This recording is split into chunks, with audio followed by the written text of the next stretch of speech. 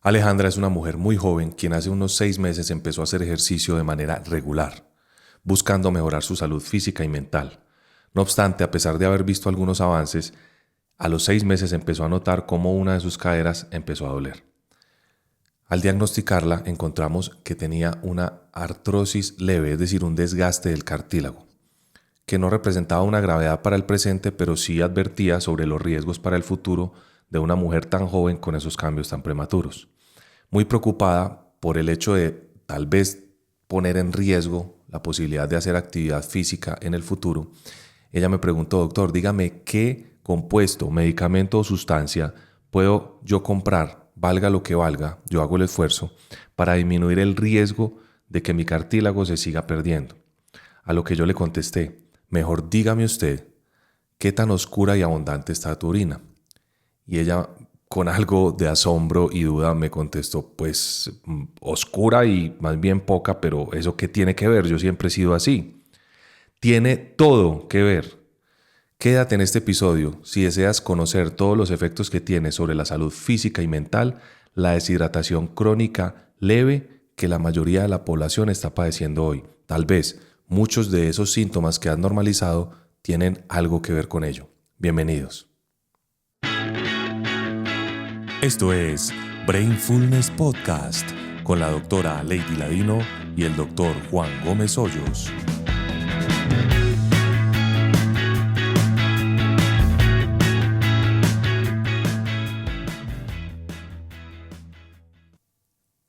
Somos agua. Me atrevo a hacer esta afirmación porque desde los estudios clásicos de Mitchell, publicados en 1945, nos enteramos que somos predominantemente agua en proporción al resto de tejidos del cuerpo humano y que esto va disminuyendo hasta la adultez mayor. Sin embargo, nunca baja por debajo de la mitad de la composición corporal.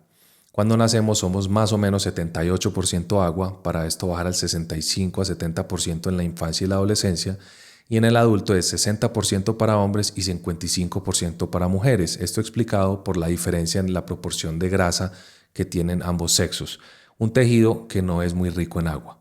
Luego en la adultez mayor este porcentaje baja más o menos al 50-51%, pero esto nos hace percatar de que durante todo el ciclo vital somos al menos la mitad agua. La manera como nuestro cuerpo regula la cantidad de agua que nosotros tenemos es fascinante. Aquí el cerebro y el riñón cumplen papeles protagónicos. Cuando nuestro hipotálamo, aquí arriba en el cerebro, detecta que hay menos cantidad de agua de la ideal, libera una hormona llamada antidiurética, también llamada vasopresina, que le envía una señal a los riñones para que produzcan acuaporinas, unas estructuras que ayudan a reabsorber el agua que se estaba perdiendo a través de la orina y a retener dicha agua y mantenerla en nuestro torrente sanguíneo. Esto, por supuesto, hace que haya menos volumen de agua en nuestra orina para todos los desechos que el riñón deseaba eliminar. Es por esto que vemos orinas oscuras y de poca cantidad. Este mecanismo de autorregulación es muy importante porque hay muchas personas que opinan que debería ocurrir una deshidratación muy importante para que esto realmente afecte nuestra salud. Pero la gente se está olvidando de que aunque nuestro cuerpo a través del sistema de autorregulación protege predominantemente el cerebro, el corazón, los riñones y el sistema gastrointestinal, hay otras estructuras que están muy abajo en la lista, por ejemplo la piel y el cartílago, que si tenemos una reducción muy pequeña del agua ideal en nuestro cuerpo, van a sufrir, y esto va a ocurrir en mucho tiempo, en un periodo muy prolongado, y después vamos a ver consecuencias. Es por eso que para cuidar nuestras articulaciones, nuestra piel y otras estructuras de las cuales no depende nuestra vida, debemos estar muy bien hidratados. Con respecto a esto, también es muy importante decir que el agua que nosotros consumimos no solamente proviene de líquido directamente ingerido, también proviene de los alimentos que tienen diferentes composiciones de agua. Por ejemplo, se calcula que el banano o el plátano tiene más o menos un 80% de contenido de agua. Y así, las uvas y otros alimentos naturales también tienen agua ahí. Entonces, la ingesta diaria de agua va a tener en cuenta todos esos elementos de los alimentos también que son sólidos. En un estudio publicado en el año 2015 por el Dr. Kenny y sus colaboradores, se determinó a través de la concentración de la orina por un factor llamado osmolalidad que entre los niños y adolescentes el 55.4% de ellos están con deshidratación crónica leve. Fíjese en la importancia de este dato. Nuestros niños y adolescentes no están teniendo la suficiente agua para funcionar bien.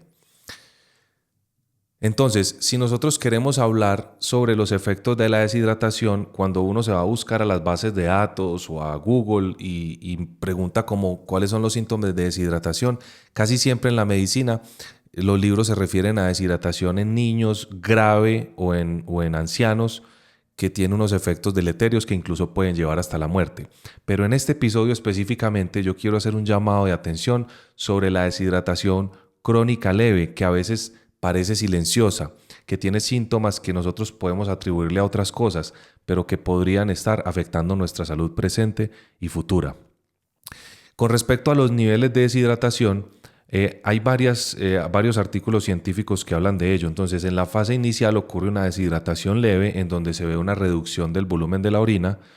Obviamente también a través de esos mecanismos cerebrales en el hipotálamo se liberan sustancias que nos producen sed para poder tratar de recuperar esa agua que nos falta. Cuando hay una fase intermedia de deshidratación, incluso pueden llegar a haber cambios en el rendimiento cognitivo. Entonces, estamos más lentos para pensar, no asociamos ideas, sentimos como que no nos rinden las tareas cognitivas, y en la fase severa incluso pueden ocurrir cambios cardiovasculares importantes, porque imagínense qué esfuerzo tiene que hacer el corazón para bombear sangre cuando la densidad de la sangre es mayor, porque hay menos agua disponible. Si ustedes no sabían, es importante que lo sepan. La orina es un ultrafiltrado del plasma. ¿Qué quiere decir esto? Que la sustancia en la que nadan los glóbulos rojos, los glóbulos blancos, las plaquetas y el resto de células que tenemos en la sangre se llama plasma. Ese plasma en el que nadan todas esas células pasa por el riñón todo el tiempo porque está conectado al sistema vascular, y él filtra ese plasma, los riñones filtran ese plasma y generan la orina. Por eso se dan a través del riñón estos mecanismos de autorregulación. Pero es muy importante también tener en cuenta que tener un riñón trabajando a su máxima capacidad puede traer otros problemas. Por ejemplo, una insuficiencia renal porque ya no es capaz de filtrar los solutos que tenemos para eliminar, o incluso la formación de cálculos renales. Imagínense esto, uno por una deshidratación leve crónica puede tener cálculos renales. Esto me pasó a mí y yo tuve que cambiar mis hábitos y empezar a estudiar sobre cómo cambiar mis hábitos en el consumo de agua de manera más intencional para evitar que yo tenga unas complicaciones de salud que parecen no tan graves, pero que sí afectan la calidad de vida de manera importante. Bueno, doctor, es clarísimo que tener deshidratación crónica leve trae muchísimas consecuencias negativas para la salud física y mental. Entonces, a tomar agua. Pero ¿cuánta agua debemos tomar al día? Llama mucho la atención que es una creencia popular ya muy arraigada la dosis de 8 vasos de agua en un adulto promedio durante un día. Y yo me puse a hacer la tarea de buscar cuál es el estudio científico que soporta esta recomendación. Y realmente no existe, no hay tal. Lo que sí hay es mucha evidencia científica que demuestra que se debe tomar una cantidad de agua en el día que varía con el peso, el sexo, la edad y también el nivel de actividad física y la temperatura ambiente en la cual yo me muevo. Pero estos datos dejan como cierto sinsabor porque, bueno, eso no me responde la pregunta. De nuevo, ¿cuánta agua tengo que tomar al día? Encontré una fórmula muy interesante de un Sports Performance Institute donde trabaja un doctor llamado Galpin. Y él propone, después de recoger mucha evidencia sobre todas las variables que incluyen en la cantidad de agua que uno debe tomar al día, recoge esa información y publica una fórmula que es muy sencilla y que yo trasladé a las unidades métricas de Hispanoamérica, porque está publicada en onzas y yo la quise pasar como a litros y mililitros.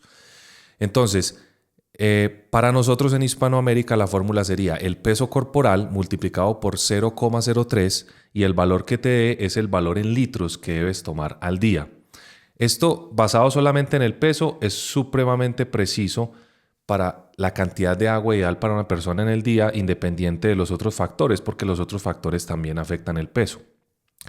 Ahora, es muy importante que a este valor hay que agregarle agua si vamos a hacer actividad física. Por ejemplo, si nosotros hacemos 1 hora de ejercicio, debemos agregar entre 350 mililitros y 500 mililitros, o sea, medio litro de agua por cada 30 minutos de ejercicio. Es decir, hagamos un ejercicio matemático con un caso real. Paciente o persona de 70 kilogramos de peso. Por 0.03, eso da 2.1. Entonces, 2.1 litros de agua es lo que yo necesito como línea de base. Pero ese día coincidió con que era un miércoles y yo los miércoles voy al gimnasio. Entonces voy a estar 1 hora haciendo actividad física intensa. Entonces debo tomar entre 700 mililitros y 1 litro adicional. O sea, entre 2.8 litros y 3.1 litros de agua. Pero si yo también estoy en una área donde hay mucho calor o estoy haciendo ejercicio en la calle expuesto al sol en una hora donde hay alta temperatura, como yo pierdo agua por evaporación y sudor, entonces debo agregar otro tanto de agua que ya es como muy, digamos, simplemente al cálculo agregando lo que yo acabé de decir ahorita.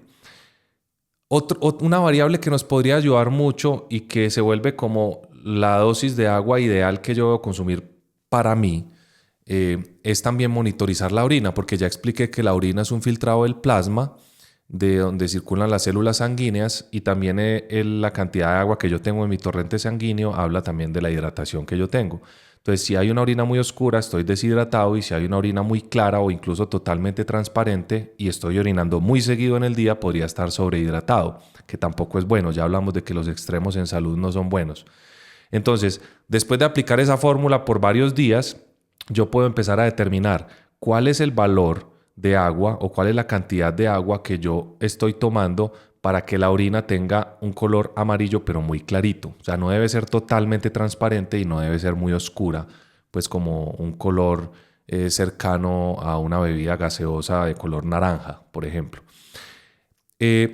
Muy importante también agregar que si nosotros tenemos una condición de salud, por ejemplo una enfermedad renal, estos valores podrían cambiar porque hay condiciones o hay enfermedades que hacen que no podamos regular adecuadamente el agua que circula en nuestro cuerpo, y esto nos puede llevar a una sobrehidratación y a inflamación o edema de los tejidos que pueden generar otras complicaciones. Entonces, esta recomendación es simplemente un ejemplo que ustedes deben tener en cuenta, pero si ustedes tienen una condición de salud o no saben si la tienen, deben consultar a su médico y a su nutricionista de confianza para que les haga las adaptaciones específicas al cálculo de agua que deben tomar en el día. Venga, pero pare ahí. ¿Cómo así que 3 litros de agua me tendría que yo tomar en un día en promedio? ¿O las mujeres un poquito menos? ¿O si hago ejercicio un poquito más? En realidad no se refiere solamente al agua que ingerimos de manera directa, sino también el agua que se contiene en otros alimentos. Y cada alimento, de acuerdo a su composición, varía en la cantidad de agua. Por ejemplo, frutas como la naranja, la sandía o verduras como el pepino tienen altísima cantidad de agua, entre el 75 y el 90%. Y otros alimentos como las nueces, que son un poco más secos, también tienen una buena cantidad de agua. Entonces se calcula que todos los alimentos no líquidos que ingerimos en el día, el aporte podría ser entre un 20 y 30% al agua total que necesitamos para ese día. Entonces tengan eso en cuenta para que no se sobrehidraten. Por otra parte, si ya sabemos que la deshidratación crónica leve tiene un montón de efectos negativos, ¿cuáles son los efectos positivos si hago bien la tarea? Entonces, yo me di a la tarea de buscar la evidencia científica y encontré varias cosas que les quería mencionar.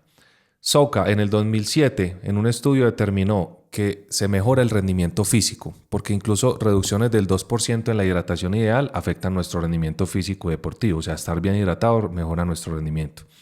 En el 2016, Benton demostró que hay mejoría objetiva en la función cognitiva. Nos concentramos mejor, terminamos más rápido las tareas, procrastinamos menos. Eso es supremamente importante. La salud de la piel también mejora. Y en este aspecto es muy importante que si la hidratación no está en el nivel ideal, la piel está y el cartílago por allá de últimos en la lista. Entonces, fíjense cómo hidratarnos bien también va a cuidar otras estructuras de nuestro cuerpo que son importantes. Hay alguna evidencia que demuestra también que puede prevenir muchas otras enfermedades, porque estar bien hidratado hace que nuestro corazón trabaje mejor, que nuestro cerebro trabaje mejor, que nuestro hígado y nuestros riñones trabajen mejor. Entonces también mejora pues el estado de salud general. Y todo esto redunda en una sensación de bienestar física y mental importante. Por otra parte, también se ha encontrado que hay una disminución en la fatiga y en la falta de energía o esa sensación tan maluca que incluso a veces se puede acompañar de cefalea o dolor de cabeza. Entonces, mantenernos bien hidratados nos puede ayudar en eso. Es probable que tengas una causa diferente de esos síntomas, pero ten en cuenta que si estás deshidratado o deshidratada crónicamente, eso podría ser parte del problema de salud con el que estás preocupada en este momento, preocupado. También la salud renal, porque ya dije ahorita que cuando hay que concentrar mucho la orina, los solutos en el agua disponible en la orina aumentan y se pueden formar cálculos que pueden afectar la eliminación de orina, pueden obstruir los uréteres, que son los canales que llevan la orina hacia el exterior, y esto nos puede producir daños renales importantes y a veces irreversibles. Y también mejora la digestión. Hay mucha gente que tiene constipación y toma un montón de medicamentos para reducir la constipación y también trata de hacer cambios en los alimentos sólidos, pero también podría ser que no está consumiendo suficiente agua. También obviamente la fibra ayuda mucho y ya habría que asesorarse pues de un experto en medicina gastrointestinal para saber cuál es la causa real de la constipación, pero uno de las variables importantes es que cuando no hay agua disponible, también al tracto gastrointestinal le toca usar menos agua para eliminar todos los sólidos a través de la materia fecal, o sea que se puede producir esa constipación que es tan disfuncional para las personas en el día a día. Ahorita hablamos de la creencia popular sobre que tomar 8 vasos de agua al día es ideal para todos y ya hablamos de que eso era un mito. Y hay otro mito también que yo quería aclarar el día de hoy y es la creencia popular de que tomar mucha agua en el día ayuda a reducir de peso. Incluso hay dietas basadas en un alto consumo de agua. Ya sabemos que la sobrehidratación tampoco es ideal, pero yo también me di a la tarea de buscar la evidencia científica de qué tan cierto es esto, de que tomar mucha agua ayuda a reducir de peso o es una dieta interesante para reducir el peso. Dennis, en el 2010, un investigador encontró que tomar agua antes de las comidas da una sensación de saciedad y que puede disminuir el consumo de calorías, obviamente por estar más lleno en el estómago. No obstante, esto se vio sostenido por 12 semanas y después no se pudo demostrar que tenía un efecto importante en el largo plazo. Y otros estudios así muy parecidos. Entonces, yo creo que la conclusión ahí sería que ingestas abundantes de agua como única medida para reducir de peso no son suficientes. Hay que asesorarse de un profesional en nutrición, de un endocrinólogo, de un deportólogo, para mezclando todas estas disciplinas poder crear un plan de reducción de peso a la medida para cada persona. Lo que se dice es, y lo que opinan algunos nutricionistas expertos en reducción de peso, que cuando uno toma agua como estrategia para bajar de peso no funciona muy bien porque el agua, a diferencia de los alimentos sólidos que están por mucho tiempo, varias horas en el estómago, después de 20 o 30 minutos salen del estómago, entonces esa sensación de saciedad no es tan real. Lo que sí puede funcionar un poco es un efecto psicológico que tiene el hecho de que si yo consumo alimentos que tienen alta composición de agua, como por ejemplo uvas o sandía, mi cerebro psicológicamente está interpretando que eso es mucha comida, entonces yo consumo menos calorías de otras fuentes. Pero aquí hay que tener mucho cuidado porque si una persona solo basara su dieta en predominantemente agua, va a dejar de consumir muchísimos nutrientes, incluidas proteínas, que son importantísimas para el funcionamiento de nuestro cuerpo. Otra pregunta importante es si es mejor agua normal o bebidas energéticas o bebidas con contenido de carbohidratos. En realidad, la evidencia demuestra que hay desventajas de consumir agua añadida con otros elementos. O sea, esto se debe hacer con mucha precaución. Ejemplos: bebidas energizantes que contienen alta cantidad de carbohidratos o azúcares tienen un efecto paradójico porque hay un fenómeno que se llama ósmosis y es que los azúcares atraen agua. Entonces, si ellos están en mi tracto gastrointestinal, cuando yo ingiero esa bebida azucarada, se va a llevar con ella el azúcar, también el agua, y en realidad no se va a absorber el agua que yo realmente necesito. Ejemplo, el café también aporta la hidratación del día, pero si se hace en exceso, recuerden que el café o la cafeína tiene un efecto diurético, es decir, aumenta la cantidad de orina. Entonces el agua que yo ingerí con ese café la empiezo a perder por el efecto diurético del café mismo. Otra cosa que se puede mencionar ahí es el riesgo de desbalance electrolítico. Muchos compuestos de hidratación que se venden en el mercado indican como un aspecto de marketing que esos electrolitos que contienen hacen que sea mejor que el agua normal, pero en realidad esos electrolitos se deben consumir cuando yo tengo deficiencia de ellos en mi sangre, y eso realmente no es tan común. Tendría que ser un ejercicio por un tiempo muy prolongado o en algunos atletas que llevan su cuerpo al límite en altas temperaturas. También algunas bebidas azucaradas o que contienen otros componentes acidifican el estómago, y esto puede generar vómito y diarrea u otros efectos gastrointestinales que nos hacen perder agua. Hay también la creencia de que esto puede producir una falsa sensación de hidratación. Entonces, como yo estoy tomando mucha bebida azucarada pensando que me estoy hidratando, cuando en realidad no lo estoy haciendo, esto me puede llevar a subestimar la cantidad de agua no azucarada que debo tomar en el día o los alimentos que contienen agua que debo consumir en el día. Hay que ser muy cuidadoso acá, porque si bien no hay que satanizar esas bebidas azucaradas, es importante que cada persona de manera individual y con su nutricionista o su médico de confianza determine cuáles son los componentes que tienen las bebidas que está usando para hidratarse y si en realidad eso le está haciendo bien o no le está haciendo bien a su caso específico. En general, se podría decir que es mucho mejor el agua natural que otros compuestos si yo también tengo una alimentación balanceada que me da los nutrientes que no contiene esa agua que me estoy tomando. ¿Podría uno tomar más agua de la cuenta? Sí. Es que casi en medicina, en todas las áreas, los extremos, como hemos dicho muchas veces, son problemáticos. Tomar demasiada agua puede generar sobrehidratación, o un término no muy aceptado que se llama intoxicación hídrica. Lo que esto hace es generar edema o inflamación dentro de las células y empieza a alterar todas las funciones del cuerpo, pero son casos pues extremos. Altera el cerebro, altera los riñones, altera la función celular y empeora el balance de electrolitos en nuestro torrente sanguíneo. Una de las más importantes es la disminución relativa de sodio, que nosotros llamamos hiponatremia, y que tiene muchísimos efectos deleterios para la salud. Entonces tengan mucho cuidado con creer que más es mejor y sobrehidratarse, llegar a un nivel de orina casi que transparente, no tener en cuenta, además de la hidratación directa, la hidratación indirecta a través de los alimentos sólidos y sufrir los efectos contrarios a los que estoy buscando. Finalmente, y para hacer de esto algo útil para todos, quería darles unas recomendaciones que resumen más o menos lo que les expliqué en este episodio. Primero, escuchen a su cuerpo.